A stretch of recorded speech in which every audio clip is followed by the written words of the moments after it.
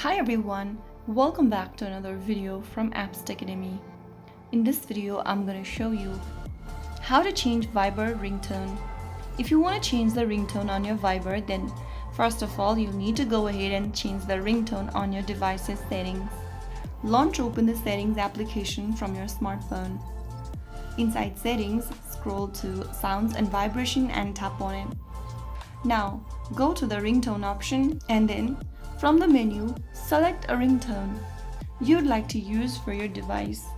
After selecting the ringtone, you can now get back and open up Viber.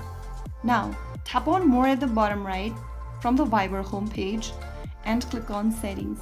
Now inside Settings, tap on Notifications. Inside Notification, you will be able to see that your call ringtone has been changed as well on Viber. So whatever ringtone you put on your device's settings, you will be able to change it on your Viber as well. That's how it's super easily done. If you found the video helpful, don't forget to like, share and subscribe.